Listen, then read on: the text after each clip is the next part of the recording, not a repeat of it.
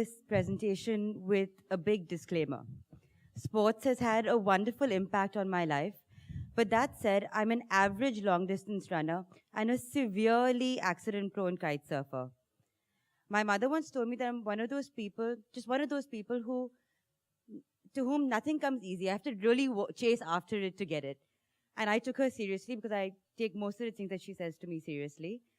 But luckily for me, and thanks to her, whatever I lack in talent, I make up for with sheer determination and tenacity.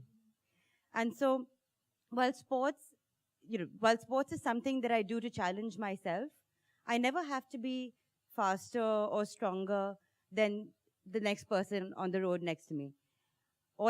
Every day, all I try to be is faster and stronger than I was the day before. So this talk is not about leading a healthy lifestyle or inspiring you to go running every day. What I want to share with you today is just a few stories about what sports has taught me over the years and why I believe that it makes me a better entrepreneur. So when my sister and I were teenagers, my mother would send us to swimming lessons right after school. And we would change right out of our school uniforms into our costumes we sent into the pool. And we would never be let out until we completed 50 laps. Now, what most people don't know is that the original tiger mum was Indian. And in our case, the tiger sat at the edge of the pool and would hit our fingers with a slipper if we tried to get out. So in the water, I learned the hard way, the 3 P's of sport: practice, patience, and persistence. And while I've now moved on to sports that are much tougher, it's those basic swimming skills that keeps me afloat every time I get knocked off my board. So there's no substitute for a strong foundation. In high school, I used to play handball for the state of Maharashtra, and we used to travel around the country, which opened my eyes to the condition of sports in India. I will never forget playing this match in a district called Bandara, where girls without proper uniforms, or even shoes for that matter, literally ran circles around me. It taught me to value all the fancy equipment and professional coaching that we were lucky to have. So make the most of the resources available. Playing a group sport taught me to forge bonds, rise above rivalry, and more than anything else, recognize the skills of others. Research into happiness has found that we are social creatures, and it is a basic human desire to have a common purpose or a goal. Being a part of a team as a child gave me a sense of identity. What it taught us as children was what it meant to be a part of something that was much larger than us. And there is no greater drive than the honor of representing your community. Most of all, what we learned was that whether it was celebrating victory or accepting defeat, it is always better as a team. So it's the friendships on the bus that see you through on the field. So while I ran track competitively in school, running only became a passion for me after college. It was my chance to spend time alone to get my own thoughts in order. Most of the time, I'm running through the fog in my head. But what it allows me to do is tap into an inner strength. So I urge you to go out there and find that activity that helps you channelize your own internal strength. My message to the women out there who are afraid of taking that first step towards running is that the only thing you have to be afraid of is liking it too much.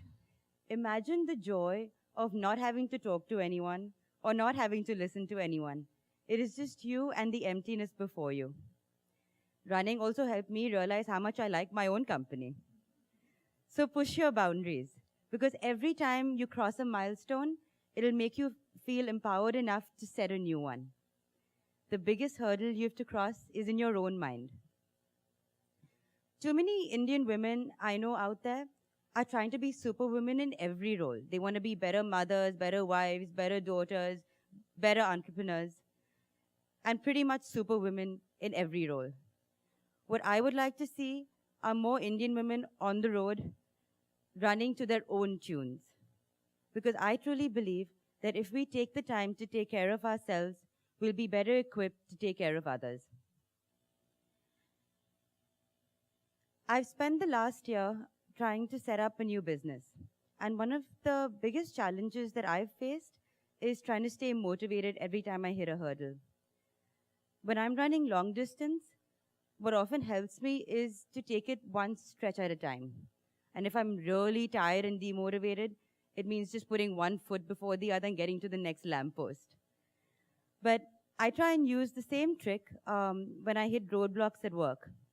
So every time I face a problem that I can't seem to surpass, I break it down into smaller tasks that I can do something about.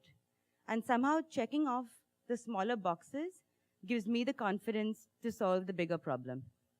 So celebrate the small victories. So I ran my 7th half marathon earlier this year in January. And I must confess that until a week before the race, I was worrying about my lack of training and the impact that it would have on my timing. Now that I'm in my 30s, it also takes me 3 months of constant training to get to what used to take me a month of just easy running. So what I was worried about was the impact all my work travel had on my timing. Eventually, I did end up running the race, mostly because the tiger said, "You can't stop now."